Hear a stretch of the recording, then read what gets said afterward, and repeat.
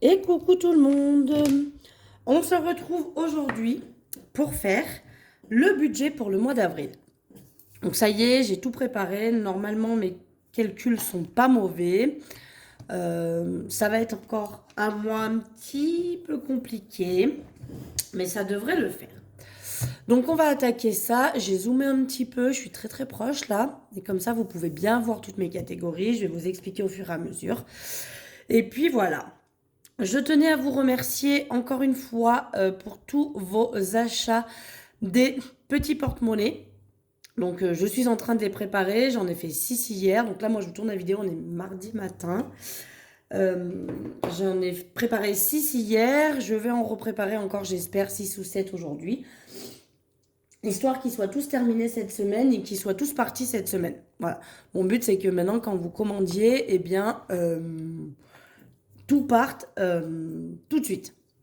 Enfin, le plus rapidement possible. Voilà pour ça. Qu'est-ce que je voulais dire d'autre? Oui, il y en a d'autres qui sont en commande. J'ai encore reçu plein de messages disant non, je suis arrivée trop tard, etc. Donc il y en a d'autres qui sont en commande qui vont pas tarder à arriver, peut-être la semaine prochaine, voire la semaine d'après.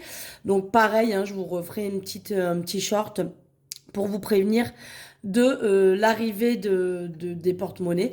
Je vous balance le short et quand je vous balance le short, ils sont déjà en vente sur la boutique. Je vous mets plus de date et d'heure pour le lancement parce que voilà, ça donne un peu plus la chance à tout le monde de pouvoir commander. Qu'est-ce que je voulais dire d'autre? Oui, on m'a posé la question aussi de savoir pourquoi j'en achetais pas plus, du coup, vu que ça partait quand même assez bien. Tout simplement pour une raison de trésorerie. Parce que bah, malheureusement, il faut que j'avance l'argent pour acheter les petits porte-monnaies avant que vous me les achetiez. Donc, je peux pas me permettre d'en acheter, je vous dis une bêtise, hein, une cinquantaine, bah, parce que tout simplement, j'ai pas la trésorerie suffisante pour avancer cet argent avant que vous les achetiez. Donc, je les achète un peu au compte-gouttes, hein, en fonction de ceux qui partent. Là, il y avait quelques ruptures de stock quand j'ai commandé, donc il va y avoir essentiellement des roses, des verts et des noirs. Les noirs crocos et les blancs crocos et les blancs étaient en rupture de stock. Donc, du coup, bah, je crois qu'il y a des noirs crocos quand même. Je sais plus, je me rappelle plus. Enfin, voilà. Je vous mettrai tout ce qui sera. De toute façon, vous savez, il y a les stocks hein, sur la boutique, donc vous savez quand tout ça est en ligne. Voilà, donc c'était encore une fois pour vous remercier de votre engouement pour ces petits porte-monnaies qui sont, je vous l'accorde, très très beaux. Et j'espère à un moment donné pouvoir m'en garder un pour moi pour cet été. D'ailleurs, il y en a une qui m'a fait une commande et je pense que je ferai peut-être comme elle pour les vacances, par exemple. Euh, les intercalaires, elle m'a mis du lundi au dimanche. Donc lundi, mardi, mercredi, jeudi, vendredi, samedi, dimanche. Donc je pense qu'elle va prendre le petit porte-monnaie quand elle va partir en vacances et du coup, ça lui fera sa semaine. Je pense qu'elle va se prévoir un budget pour chaque jour de la semaine de ses vacances et le porte-monnaie va lui servir pour ça. Donc je trouvais que c'était une très bonne idée aussi de faire ça. Voilà, voilà. Parce que bon, vous marquez ce que vous voulez sur les intercalaires. Hein, je sais pas, moi, vous voulez mettre bah, là, du lundi au dimanche, vous voulez mettre, enfin, vous mettez ce que vous voulez. Bref, aujourd'hui on y va, on va partir sur la vidéo qui nous intéresse, donc le budget du mois d'avril. Je vais quand même vous refaire un petit topo global de la situation parce qu'il y a pas mal de nouvelles personnes et si elles n'ont pas remonté forcément toutes les vidéos parce que maintenant il y en a vraiment beaucoup, je vous explique un peu la situation qui a quand même changé par rapport au début de mes vidéos. Donc moi je m'appelle Marion, je vais avoir 37 ans au mois de juin déjà. J'ai 2 enfants, j'ai une fille qui va avoir 13 ans au mois de juin et un petit garçon qui lui aura 7 ans au mois d'octobre. Voilà, pour vous situer un petit peu les dépenses, etc. Par rapport aux âges aussi, parce que bah, les dépenses pour ma fille et pour mon fils ne sont forcément pas les mêmes, euh, vu l'écart d'âge. Voilà. Donc je suis maman célibataire de 2 enfants, je vis toute seule. Mes enfants n'ont pas le même père parce que j'aime bien me compliquer la tâche. Et je n'ai pas la même garde non plus pour mes enfants. C'est important que vous le sachiez parce que vous allez comprendre pourquoi dans mon budget. Il y a des choses qui vont différer ce mois-ci, mais j'ai été obligée de faire ça vu qu'il y a 5 semaines pour le mois d'avril. Donc voilà, du coup, je n'ai pas la même garde pour mes enfants. Ma fille, depuis qu'elle a 10 ans, donc ça fait 3 ans, pas tout à fait 3 ans, nous sommes passés en garde alternée avec son papa. Donc voilà, je l'ai une semaine sur deux. On fait du lundi au lundi, on la dépose au collège et puis l'autre la récupère le lundi soir. Ce qui est très bien. Et mon fils, bah lui, je l'ai tout le temps, sauf un week-end sur deux et la moitié des vacances scolaires. Et les mercredis soirs, quand il finit pas le boulot trop tard, normalement, il va chez son papa aussi. Mais sinon, je l'ai tout le reste du temps. Voilà pour ça. Ben on y va, c'est parti. On va remplir tout ça. Donc au niveau du salaire, pour ce mois-ci, entre mon argent que je gagne avec la boutique et mon complément de Pôle emploi, parce que du coup, comme je suis encore au chômage, enfin au chômage, j'ai encore des droits au chômage, du coup, je suis complétée par Pôle emploi quand mes revenus sont un peu plus faibles. Donc j'ai toujours un petit complément, hein. Parce que pour le moment, on va pas se mentir, avec les charges URSSAF, etc. Pour le moment, la boutique, je gagne pas non plus des 100 et des 1000. Ça me permet juste d'avoir un petit peu d'argent et de pouvoir travailler de la maison et être disponible pour mes enfants. Donc heureusement, je suis complétée par Pôle emploi. Donc je suis partie sur 1000 euros de revenus entre ma boutique et mon complément de Pôle emploi. La CAF, on part sur rien parce que je vous ai dit la dernière fois, déjà le mois dernier, j'avais un trop perçu que j'avais reçu il y a 2 ans évidemment.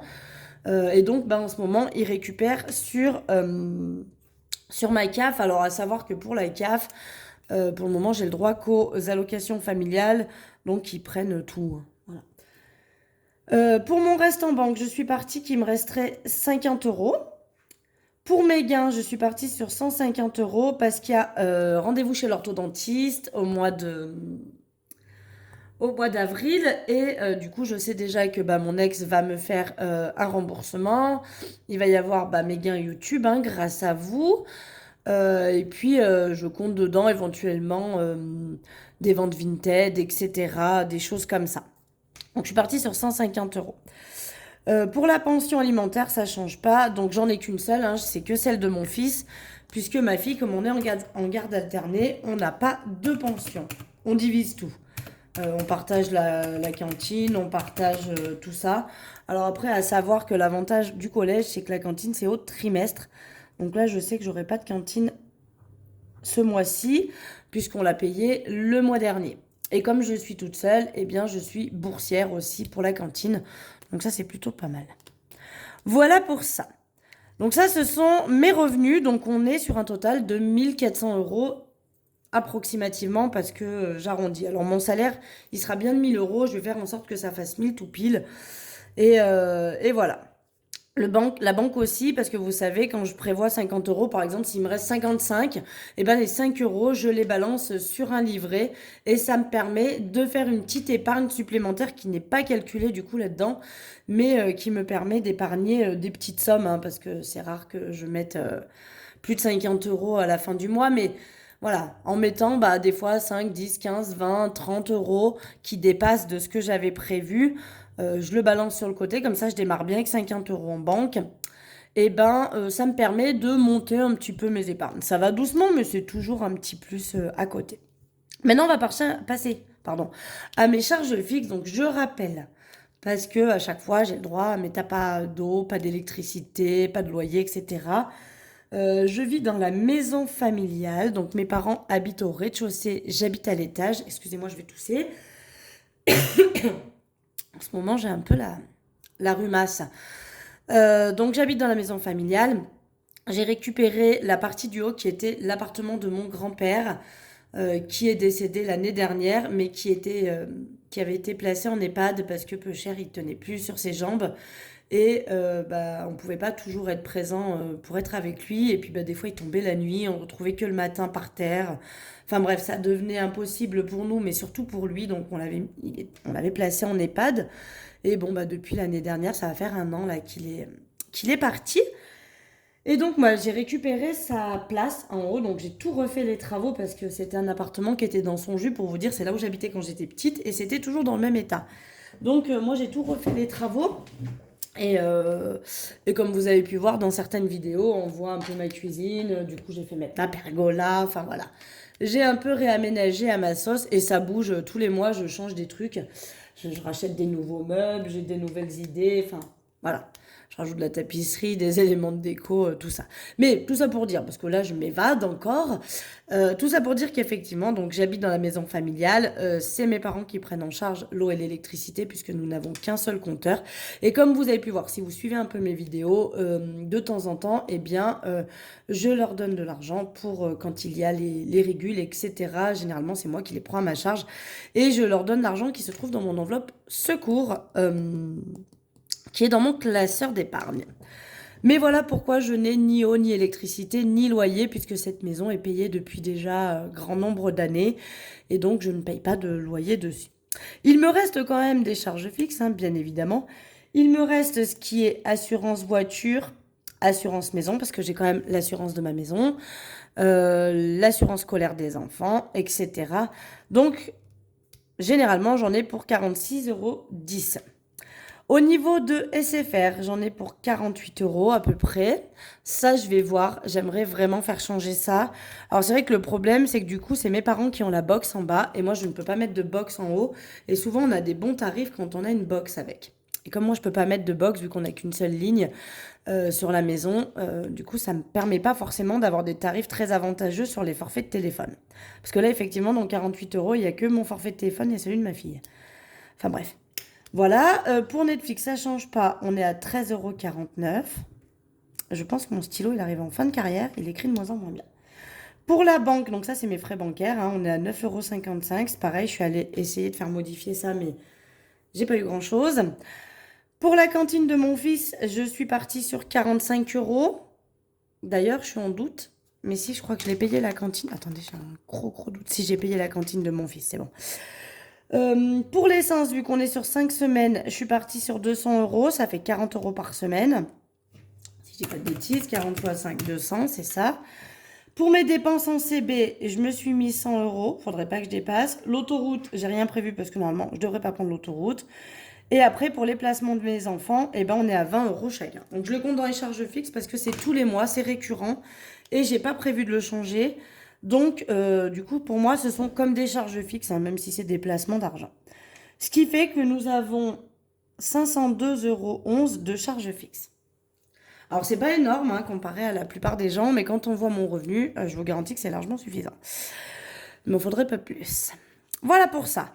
Maintenant, on va passer aux enveloppes du porte-monnaie. Donc, au niveau des courses, j'ai budgétisé pour les 5 semaines 340 €. Je vous explique comment j'ai fait. En fait, j'ai calculé les semaines où j'ai les 2 enfants et les semaines où j'ai que mon fils. Parce qu'en plus, la semaine où j'ai que mon fils, dans le week-end, forcément, il part le vendredi chez son papa, puisque c'est le week-end de son papa. Donc, en fait, j'ai mon fils que du lundi au vendredi, avec le mercredi soir où il part chez son papa aussi. Du coup, ce qui fait que j'ai 4 soirs à le nourrir, puisque le midi, il mange à la cantine. Donc, je me suis budgétisé 50 € sur cette semaine-là et 80 € pour la semaine où j'ai les 2 enfants. Ce qui fait que pour 5 semaines, ça nous fait 340 €. Au niveau du tabac, ben, il me reste encore pas mal de paquets, donc je mets que 50 €, soit 10 € par semaine pour me payer mon liquide de ma cigarette électronique et mes billes pour mettre dedans. Marion, on ne change pas malgré qu'on soit sur 5 semaines, on met 20 €. Maison, c'est pareil. D'hiver, eh ben, on met 50 € puisque c'est 10 € par semaine. Santé, on met toujours les 20 €. Loisirs, on met les 50 puisque c'est 10 € par semaine. Et après, shopping et Marley, on leur met 20 € chacun. Voilà, enfin chacune enveloppe quand même. Ce qui nous fait un total de 590 €. Voilà pour ça. Et là, techniquement, si on fait 1400, moins les 502,11, moins les 590 €, il nous reste 307,89 €. Et donc, sur ces 300... Alors, je pourrais les laisser comme ça et me les laisser sur mon compte. Mais moi, j'aime mettre des sous en épargne. Parce que si je ne le fais pas, je sais que c'est 300 €. Et ben, qu'est-ce que je vais faire? Je vais les dépenser. Que si je les enlève, mentalement parlant, il me reste beaucoup moins sur mon compte. Et je vais me retenir de dépenser parce que souvent, je dépense pour des choses qui sont clairement pas vitales. Voilà, ça va être de la déco, ça va être des achats impulsifs sur Internet, des choses comme ça. Et donc, du coup, je fais ce qu'on appelle se payer en premier. Donc, sur ces 300 €, je vais récupérer une partie que je vais mettre dans mes enveloppes épargne, pour continuer à grossir mes épargnes. Et comme ça, il va me rester, vous allez voir, beaucoup moins et je serai moins tentée de les dépenser. Donc, on y va. Pour les vacances, j'ai prévu de mettre seulement 20 euros. Je sais que les vacances approchent, mais je me suis dit quelque chose et j'en ai parlé avec les enfants. Cette année, vous savez, ou vous savez pas, mais je pense que vous savez si vous suivez mes vidéos, nous partons à Disney là dans 3 semaines. Voilà. Pour les vacances du mois d'avril. Parce que nous, on est la première zone, donc on va être en vacances là dans 3 semaines. Donc nous partons à Disney en vacances avec les enfants 2 jours. Et ça me coûte un budget très conséquent de 920 euros. 917 exactement, je crois. Donc je leur ai dit clairement que j'avais mis de l'argent de côté pour ça, mais que du coup cet été, ça risquait d'être un petit peu compliqué de réserver à nouveau quelque chose pour partir en vacances. Donc je leur ai proposé qu'on fasse plein d'activités à côté de chez nous. Et donc du coup, on prendra un petit peu dans le budget vacances, mais je pense qu'on prendra pas tout. Donc je me calme un petit peu déjà parce que financièrement, je peux pas me permettre plus.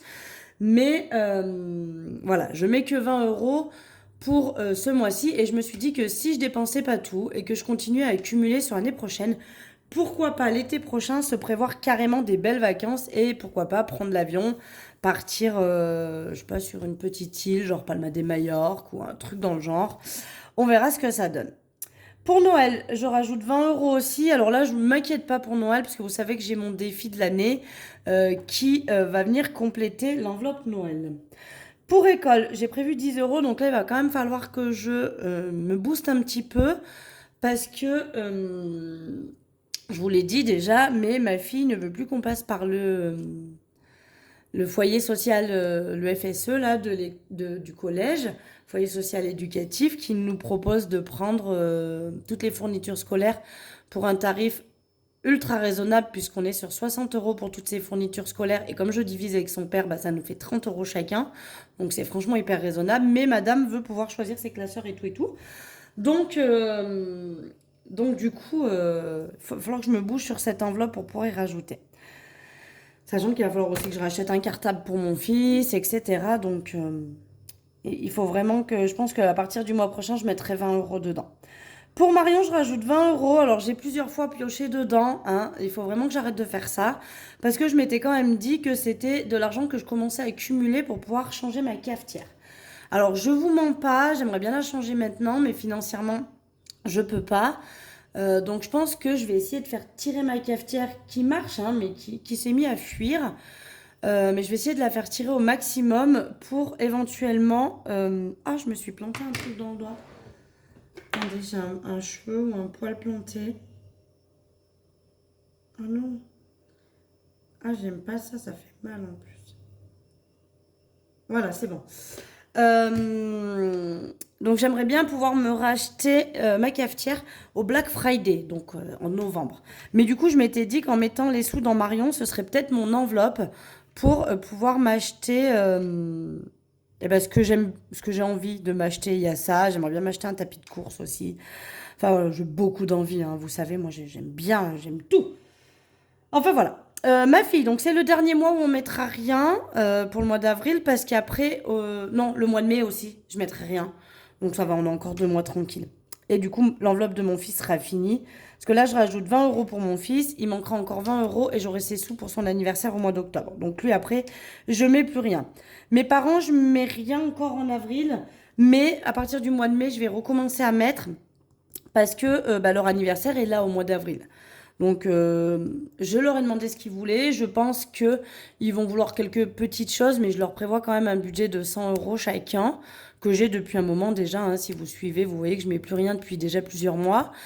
Et donc, voilà, ils veulent pas des grosses choses, hein. Ils arrivent à des âges où ils ont tout, besoin de moins aussi. Donc, du coup, je leur ai dit que je leur payerais le resto à Disney avec aussi. Voilà. Mais j'irai leur acheter. Ma mère veut des petits bijoux, mon père veut une paire de chaussures.